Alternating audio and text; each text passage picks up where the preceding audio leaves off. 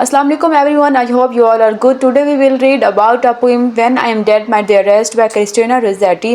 तो जी इस वीडियो में हम में जो है ना पोइट का ब्रीफ इंट्रोडक्शन, इस पोएम का टेक्स्ट एक्सप्लेनेशन, समरी और मेन मैसेज को कवर करेंगे।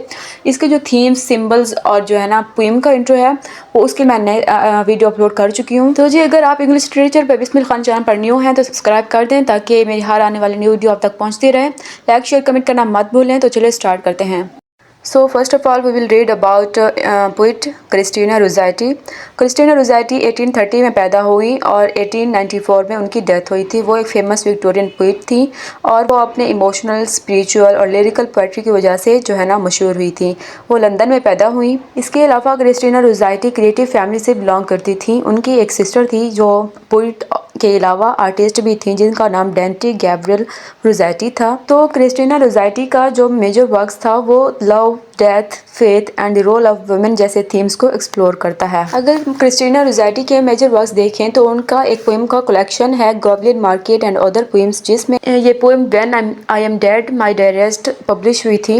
इसके अलावा इनके और भी वर्क्स हैं जैसे the prince's progress, sing song, a nursery rhyme book है जो, ठीक है। इसके अलावा a pageant and other poems, ये भी उसकी स्टोरी की कलेक्शन है। ये सब उसके मेजर वर्क्स हैं। तो जी इस पोएम के अगर की फैक्ट्स देखें तो ये इस पोएम का नाम जैसे कि पहले जानते हैं when I am dead my dearest है, जिसका मतलब है कि जब मैं मरूं मेरे प्यारे।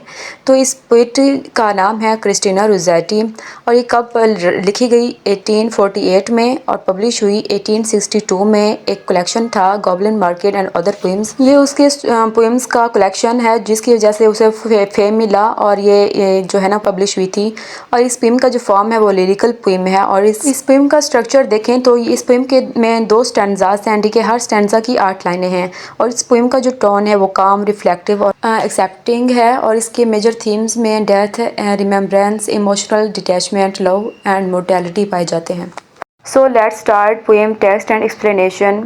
First of all we read its first stanza that start from when I am dead my dearest, जब मैं मर जाऊंगी मेरे प्यारे दोस्त। Sing no sad songs for me, तो मेरे लिए उदासी और दुख भरे गीत नहीं गाना। Plant thou no roses at my head, मेरी कब्र पर कोई गुलाब का पौधा नहीं लगाना।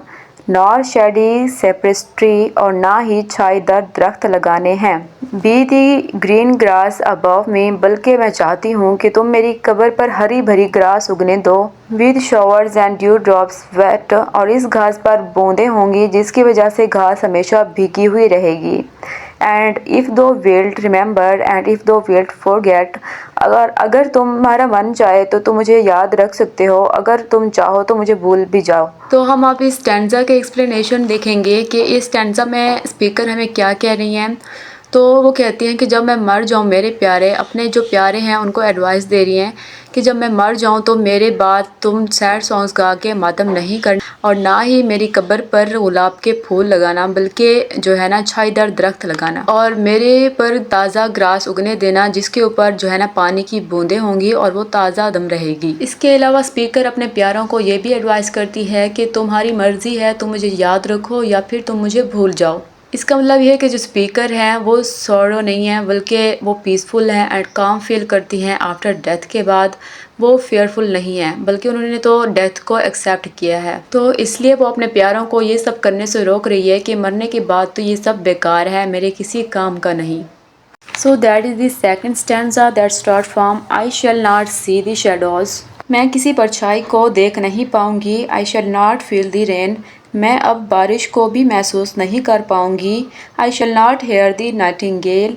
और ना ही मैं नाइटिंगेल जो एक परिंदा है उसका गाना सुन पाऊंगी। Sing on as if in pain, जो मुझे मेरी याद दिलाएगा। And dreaming through the twilight, शाम का, ट्वेलाइट मीन्स शाम का समय जब ना सूरज पूरी तरह आसमान में रहता है और ना ही पूरी तरह डूबता है।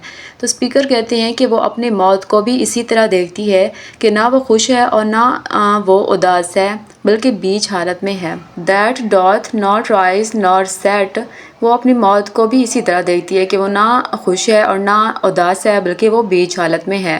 हैप्पली आई मे रिमेंबर, मैं नहीं जानती कि मेरे मरने के बाद तुम मुझे याद रहोगे एंड हैप्पीली मे फॉरगेट, और ये भी हो सकता है कि मैं तुम्हें भूल जाऊं। अच्छा, एक्सप्लेनेशन देखें तो इसमें है कि in this stanza the speaker reflects on what death will be like for her, कि वो कहती है कि मरने के बाद वो ना किसी परछाई को देख सकेगी और ना ही वो बारिश की बूंदों को फील कर सकेगी, और ना ही नाइटिंगेल जो मोहब्बत भरे या फिर दर्द भरे गीत गाती है उसके गीत फील कर पाऊंगी, और ना ही वो गीत जो उसके दर्द की याद दिलाते हैं। तो वो कहती है कि जब वो नाइटिंगेल को नहीं सुन पाएगी तो उसके दर्द की याद दिलाती है। वो कहती है कि उसकी जो सिचुएशन है ट्वाइलाइट की तरह है, जैसे कि सनराइज़ या सनसेट हो रहा होता है, बीच सिचुएशन होती है। तो कहती है कि वो भी, उसकी मौत भी बीच हालत में है कि ना वो गमज़दा है और ना ही खुश है। इसके अलावा वो अपने प्यारों से कहती है कि मुझे नहीं पता कि मैं तुम्हें याद रख पाऊंगी या फिर हो सकता है कि मैं तुम्हें भूल भी जाऊं। सो आई होप कि आपको एक्सप्लेनेशन अच्छी तरह से समझ आ गई होगी।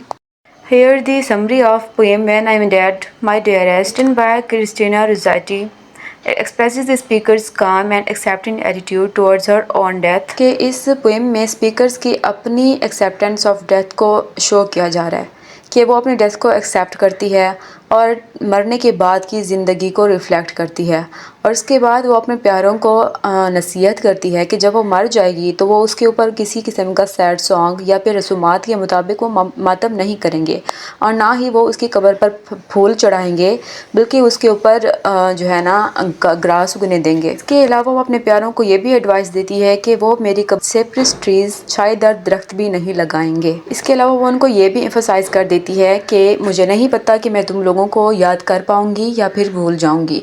तो फिर जो इस पोएम में स्पीकर अपने एक्सपीरियंस को रिफ्लेक्ट करती है आफ्टर डेथ। पोएम शोज करती है कि जब वो कब्र में चली जाएगी तो ज़िंदगी के जितनी भी रंगीनियाँ हैं, चाहे वो नाइटिंगेल के सॉन्ग्स हो गए, बारिश की बूंदें हो गई या फिर किसी भी छायेदार दरख्त की परछाई हो गई, तो वो कहती है कि कब्र के जाने के बाद वो ये दुनिया की किसी भी चीज़ को महसूस नहीं कर पाएगी। तो वो कहती है कि इस सब की कोई ज़रूरत नहीं, जो मुझे दिख भी नहीं रहा होगा और ना ही मुझे महसूस हो रहा होगा। तो फिर कहती है कि ट्वाइलाइट की तरह मीन सनसेट और सनराइज़ की बीच हालत होती है।